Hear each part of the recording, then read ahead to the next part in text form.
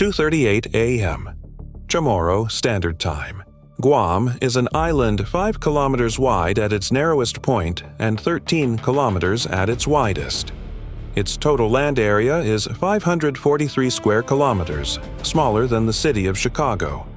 It sits at 13 degrees north latitude, 3,800 kilometers east of the Chinese mainland, 2,600 kilometers south of Tokyo, and 2,500 kilometers southeast of the plan's primary East Sea Fleet base at Zhoushan. For 60 years, it has been the United States' most significant fixed military installation in the Western Pacific. Andersen Air Force Base on its northern plateau, Naval Base Guam at Apra Harbor on its western coast, and the accumulated infrastructure of a strategic deterrence posture that has been continuously built and reinforced since the Korean War. The People's Liberation Army Rocket Force had designated Guam as a separate targeting category from all other U.S. Pacific installations. Not a supporting target, not a target to be addressed as part of a Taiwan or First Island chain operation, but a primary strategic objective that warranted its own dedicated strike architecture.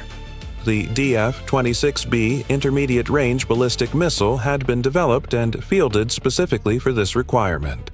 Its 4,000-kilometer range from launch positions in central China placed Guam inside its engagement envelope from positions that could not be preemptively reached by U.S. conventional strike without a strategic escalation the U.S. had consistently avoided initiating.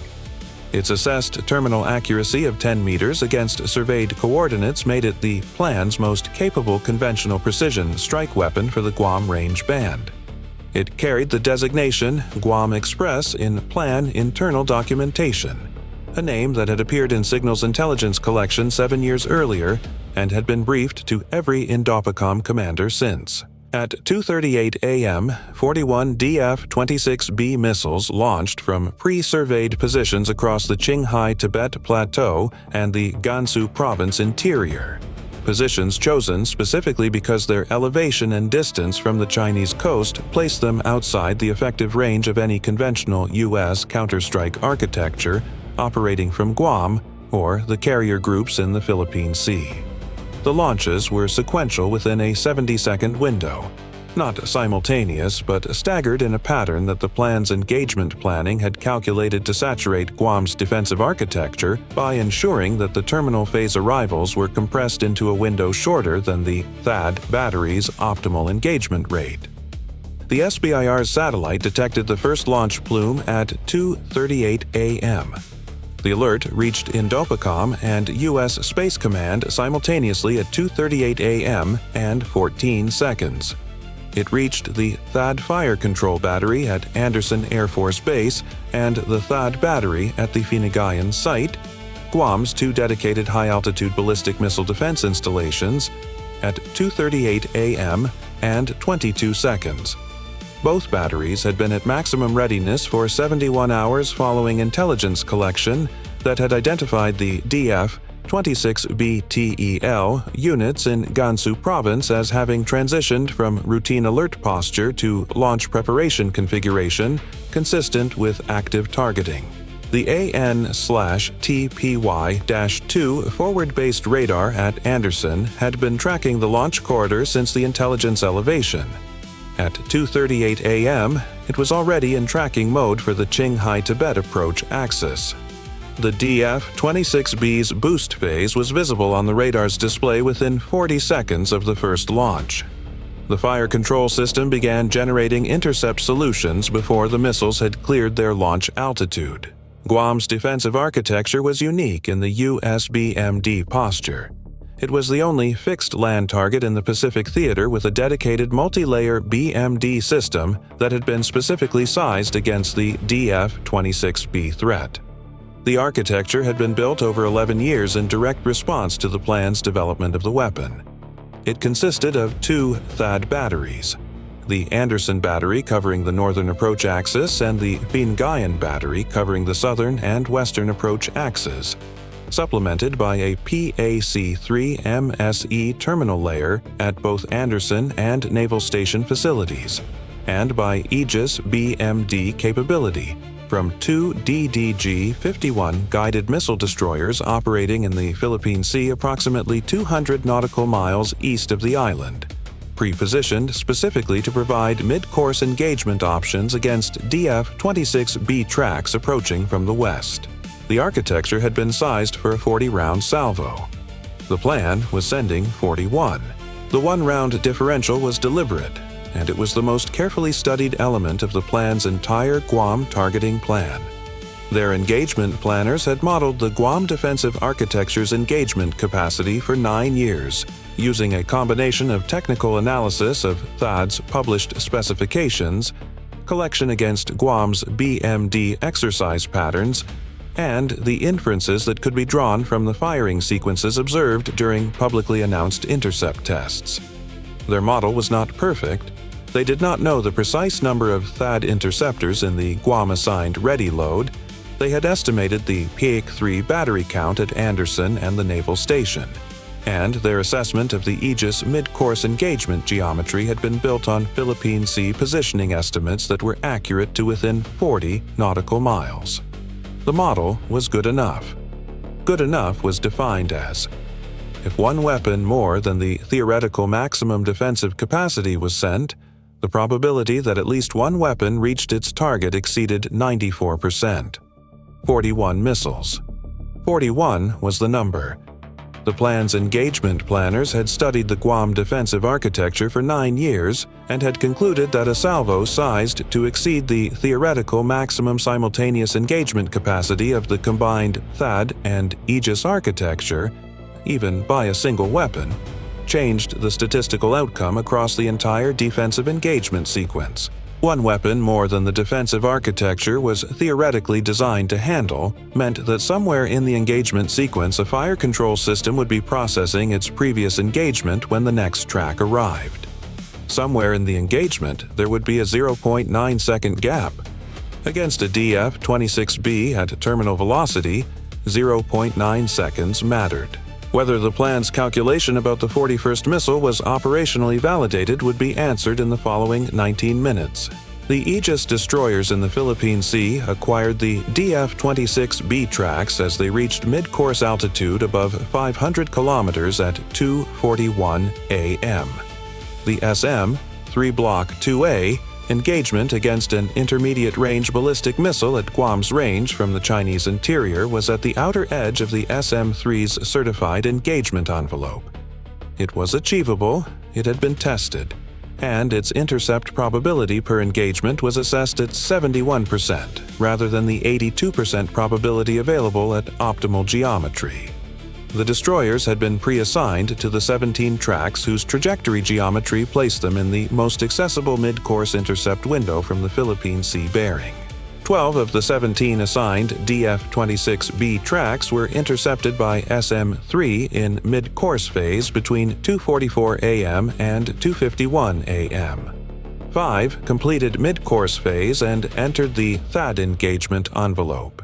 The THAAD battery at Andersen and the THAAD battery at Fingayan were simultaneously managing the remaining 24 tracks, the 24 whose trajectory geometry had placed them outside the Aegis mid-course engagement window and which had to be addressed entirely by the terminal defense layer.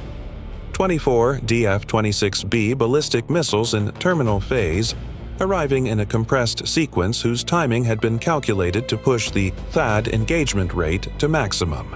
The THAAD interceptors were allocated across the 29 total terminal phase tracks, 24 unaddressed by SM-3 and the 5 that had survived mid-course engagement, in a coordinated sequence managed through the Guam Integrated Air Defense Network.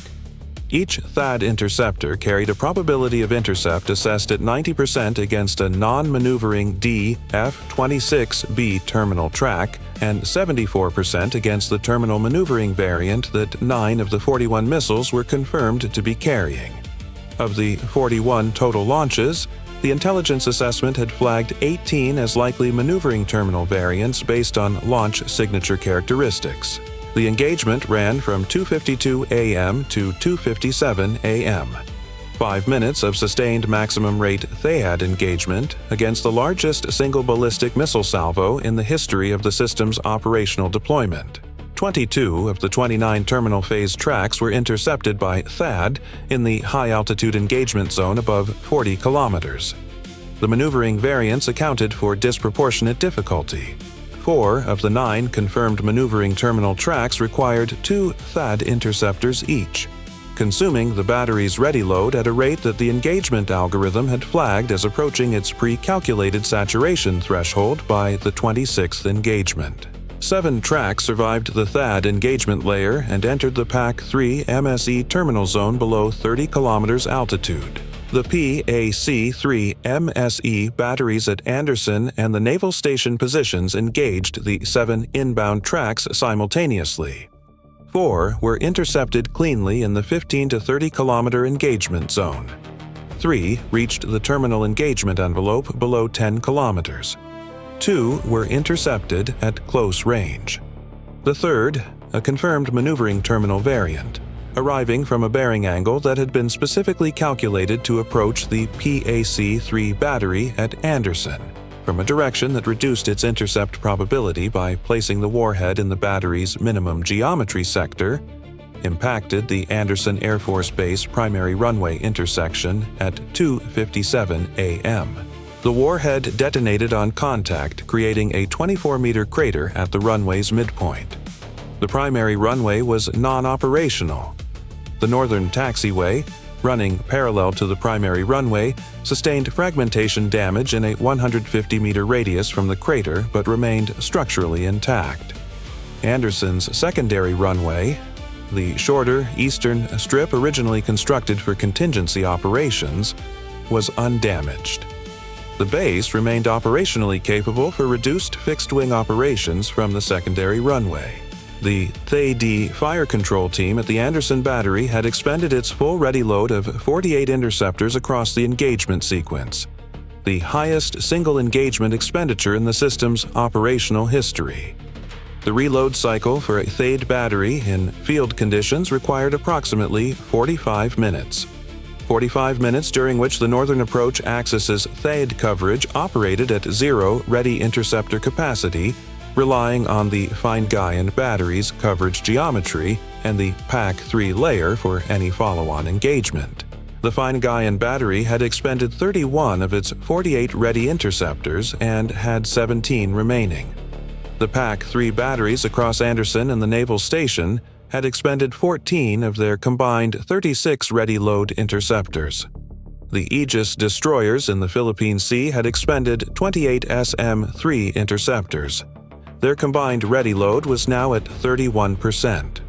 The defensive magazine that had been built up over 11 years of Guam-specific BMD investment had been consumed in 19 minutes. What remained was still an operational defensive capability. It was not the capability that had existed at 2:37 a.m. The counter-operation execute order had been transmitted at 2:41 a.m., 3 minutes into the engagement sequence while THAAD was still processing its initial engagement assignments. The PLARF's DMF-26B THAAD units in Gansu Province and the Qinghai Tibet Plateau had been under continuous F-35B sensor-to-shooter coverage from the 2 carriers operating in the Philippine Sea since the intelligence elevation had elevated their status from monitoring to probable operation. The TELs had launched and were now in their post-launch repositioning phase, the standard doctrine of moving to pre-surveyed secondary positions after expending their rounds. Moving TELs were harder to engage than stationary ones but were not invisible.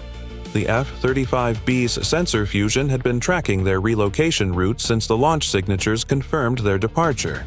EB-2, Spirit aircraft that had been airborne from Whiteman since 11 p.m. the previous evening, a standard strategic alert posture that had been extended in duration following the intelligence elevation 3 days prior, received their strike packages at 2:43 a.m. The B-2S were carrying JASSM-ER loads assigned to the most time-critical target set. The DF-26B reload vehicles and the propellant storage facilities at the 3 primary TEL operating areas that the F-35B sensor coverage had cataloged as active. These were not the launchers themselves. The launchers were mobile and had already relocated. These were the logistics infrastructure elements that could not relocate as quickly: the propellant tankers, the warhead transport vehicles, the command nodes that coordinated the reload sequence. Strike the reload infrastructure and the TELs that had fired could not generate a second salvo for a projected window of 6 to 12 hours. 6 to 12 hours was the timeline the THAAD reload cycle needed to complete. The alignment of those two timelines was not accidental. It had been calculated in INDOPACOM's engagement planning as the defensive continuity requirement. The B-2 releases began at 2:49 a.m. against the three highest priority logistics nodes. JASSM-ER impacts were confirmed beginning at 3:11 a.m. against the first node in Gansu Province. The propellant storage facility at the Dalinga Tel operating area received confirmed impacts at 3:17 a.m. The command coordination node at the Korla complex received impacts at 3:24 a.m. Simultaneously, Tomahawk cruise missiles from USS submarines operating in the Philippine Sea entered their flight profiles at 2:47 a.m. toward the three launch site infrastructure complexes that the F-35B coverage had cataloged as containing fixed elements of the DF-26B reload support infrastructure. Elements that the PLARF had accepted could not be made fully mobile and had hardened instead. The hardening was assessed as insufficient against Tomahawk impacts. The first Tomahawk confirmed impact was logged at 3:22 a.m. By 3:31 a.m., 53 minutes after the first DF-26B launch, the counter-operations first cycle was assessed as having addressed 11 of 14 priority infrastructure targets in the DF-26B reload logistics chain. 3 targets had not been reached in the first cycle, either because their hardening exceeded the Tomahawk's assessed penetration capability or because the F-35B sensor coverage had identified them after the initial weapons allocation had been completed. At Andersen Air Force Base, the runway repair assessment was underway within 20 minutes of the impact. The engineering team's estimate, 72 hours for temporary fill sufficient to support limited fixed-wing operations on the primary runway. In the interim, the secondary runway provided capacity for the B-1B Lancer operations that had been relocated from the primary runway positions during the defensive engagement phase. Andersen was not silent. It was operating at reduced capacity from a different strip. Naval Station Guam at Opera Harbor was undamaged. None of the 41 DF-26B rounds had been targeted at the naval facility. The plan's targeting sequence had prioritized air power projection infrastructure, Andersen, over naval basing. The assessment was that naval vessels could disperse from Opera Harbor within 3 hours of an attack warning, making the harbor a lower priority fixed target than the runways that could not be moved. The 2 Aegis destroyers in the Philippine Sea maintained their station and their remaining BMD capability.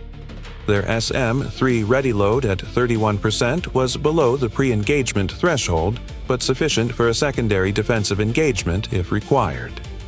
INDOPACOM's Logistics Coordination Cell had been processing the resupply request since 2:44 a.m. At 3:40 a.m., the watch officer at the Joint Region Marianas Operations Center updated the defensive status board. The board showed primary runway non-operational, secondary runway operational, naval station undamaged, both THAAD batteries in reload cycle, PAC-3 batteries at 61% combined ready load, Aegis SM-3 at 31%, counter-operation first cycle 11 of 14 priority targets addressed. She flagged 3 items for the commanding general's attention. First, the THAAD reload cycle completion time. Both batteries would be back to full readiness at approximately 3:42 a.m. and 3:47 a.m., respectively, providing a 17-minute window at the start of that cycle where the northern approach axis had reduced intercept depth. Second, the 3 unaddressed infrastructure targets in the reload logistics chain, which required a second strike cycle with additional collection before weapons allocation could be completed. Third, The secondary runway's weight-bearing capacity was rated for aircraft up to the B-1B's maximum takeoff weight, but not the B-52H's. If B-52H operations were required from Andersen during the primary runway repair window, staging through Andersen would not be possible. These were not defeat indicators. They were the parameters of the operational situation that had existed since 2:57 a.m. Guam was operational. Its capacity was reduced. Its defensive magazine had been consumed in 19 minutes and was being reloaded. Its primary runway was under repair. Its naval base was untouched. The plan had sent 41 DF-26B missiles at an island 543 square kilometers in area. 40 of the 41 had been neutralized. One had impacted the primary runway and put it out of service for 72 hours. The 41st missile, the one that had been sent specifically to exceed the defensive architecture's theoretical maximum engagement capacity by 1, had been the one that reached its target. 1 runway. Out of service for 72 hours on an island with 2 runways. Against a 41 missile investment representing the PLARF's most capable conventional strike weapon at its maximum operational range. Time from first. DF-26B launch detection to end of active engagement, 19 minutes. Time from first launch detection to counter operation. First confirmed impact on DF-26B reload infrastructure, 43 minutes. Plan weapons employed. 41 DF-26B intermediate-range ballistic missiles from Qinghai Tibet Plateau and Gansu province positions.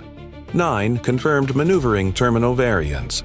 18 assessed maneuvering terminal variants. Intercept rates, SM-3. Block IIA mid-course engagement, 70.6%. 12 of 17 assigned tracks. THAAD terminal engagement, 75.9%. 22 of 29 tracks, all battery-ready loads expended. PAC-3 MSE terminal engagement, 85.7%, 6 of 7 tracks. Combined intercept rate across all layers, 97.6%, 40 of 41 neutralized. Effects from non-intercepted weapon. Andersen Air Force Base, primary runway non-operational. 72-hour repair estimate, secondary runway operational. 0 U.S. personnel losses. 0 U.S. aircraft losses. Counter operation JASSM-ER from B-2S and Tomahawks from Pacific Fleet submarines against 14 priority DF-26B reload infrastructure targets. 11 of 14 confirmed or assessed impacted in first cycle. Projected DF-26B second salvo window, 6 to 12 hours from launch completion. U.S. assets, both THAAD batteries full ready load expended in reload cycle. Aegis SM-3 at 31%. PAC-3 at 61%. Andersen primary runway non-operational. Andersen secondary runway and naval station fully operational. 0 personnel losses. The plan had calculated for 9 years that 1 missile beyond the architecture's theoretical maximum would be sufficient to guarantee 1 impact. They were correct. They had also calculated that the damage to Guam's air power projection infrastructure would produce a 48 to 72-hour window of significantly reduced U.S. conventional strike capacity in the Western Pacific. That calculation required the primary runway to be the only runway. It was not. The secondary runway was operational. The B-1Bs were flying. The naval station was untouched. 1 runway crater. 72 hours. The PLARF had invested its most capable conventional long-range strike system, a program that represented 12 years of development and production investment, at its maximum operational range to produce that result. The mathematics of what that result cost versus what it achieved would be calculated in planning documents on both sides of the Pacific for the next decade.